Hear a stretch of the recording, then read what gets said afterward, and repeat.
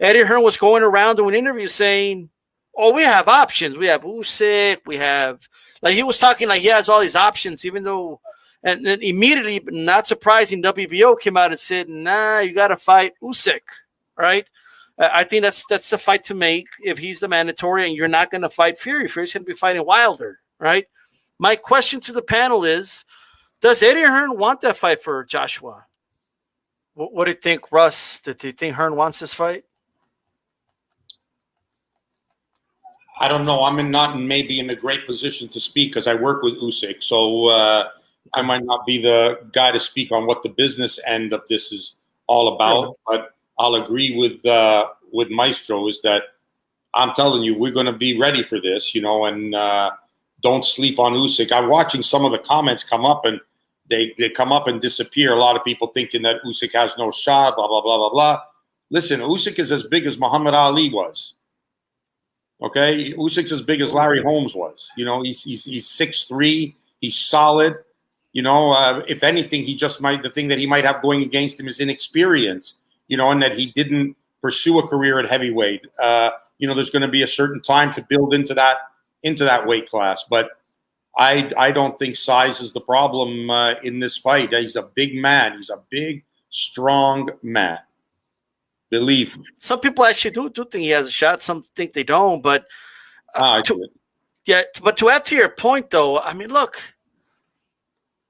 Chisora is like a big dude, and I think he did just fine. And the criticism was, oh, he doesn't have power. Look, he couldn't stop Chisora. First of all, I think I saw him hurt Chisora late in that fight. That's number one. Second, Vitaly Klitschko didn't stop Chisora. Like, well, what does that even mean? Yeah. Well, what do you want? Like, it's not. Who's like really stopped Chisora? I think Fury, but that was an accumulation. That wasn't like a one-punch knockout. David Hay, the only one that got him like clean. That David Hay. That's about. Oh, and Dillian White. But yeah, and David Hay was a monster puncher. So you gotta hit him with a one-hitter quitter to get him out of there. You're not gonna beat him out of there. You gotta hit him with a good one shot. That one shot would knock out anybody. The shots that he got knocked out with, those one shots, the one from David Hay and the one from Dillian White, those two shots would have knocked out anyone, in my opinion. Absolutely. And the first fight against Dillian was a war. Yeah, I thought he won. I thought Chisora won that fight. That's right. I'll be honest. He was winning. I thought he was winning the rematch too. Before he really was. The referee's name, John. Forget his name, but the black English referee. Yeah, I know who you're talking about. Yeah, he took too many points away from him for no reason, and got Chisora in a mode where he felt he was losing the fight, where it was actually still ahead on the scorecards, and Chisora started taking unnecessary risks and opened himself up. He was winning that fight against Dillian White. Yeah. Yeah. And by the way, for those saying, I saw some comments saying, I don't know why Usyk moved up. He could have been there and dominated cruiserweight. Well, I mean, I don't know if you guys thought about this. Maybe he wants to challenge himself. Maybe he wants to be the heavyweight champion of the world. Well, there's two things to that. He just won the tournament. He just beat all the best guys. So who are you going to make any money with after you've already just beaten everybody? You got all the belts. Who are you going to sit around waiting for a prospect to rise up and come up? You can't. So he's going to challenge himself.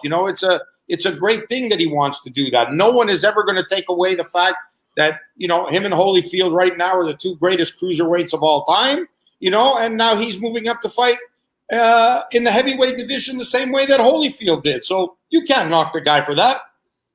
He's fighting a real dude. He's fighting the heavyweight champion of the world. Give this guy the credit, man, that he deserves. Let him go out. So he gets beat. Okay, he could beat, no problem. It happens. Somebody wins, somebody loses in boxing, but he dares to try. We should be encouraging that kind of stuff, not degrading it. Yeah, absolutely. Now, a lot of people saying that he's look, I understand that this era is like these heavyweights are big now. I get that, right? Which brings me to this, Russ, just kind of the WBC had announced that they were going to do like a new weight class, bridger weight. I don't know if they went along with it or not, like at 225. Are you in favor for that? Like, is that something you would like to see or no? I mean, I think it's going to give certain fighters an opportunity to fight for a title. You know, there's going to be certain guys that'll fight for that. Is it something that we feel is necessary? Like, has there been cases in fights where you say, "Oh my God, the guy weighed 225, but the guy he fought was 245. Man, if my guy was 245, he'd have won. We need a title at 225." I don't think we've seen a need for it. I don't think there's been situations that prompted a decision had to be made. Say, guys, look, these guys, if everybody was 300 pounds, if everybody was like Jarrell Miller, right? Everybody winning, knocking guys out, crushing guys, boom, big guys, 300 pounds. And then you got a guy 225, you might say, well, this might start not to be so good if these guys are really big and good. But I'm not sure that we've reached that point that you need to have that. And I think that Oleksandr Usyk will prove that we might not need that weight class. So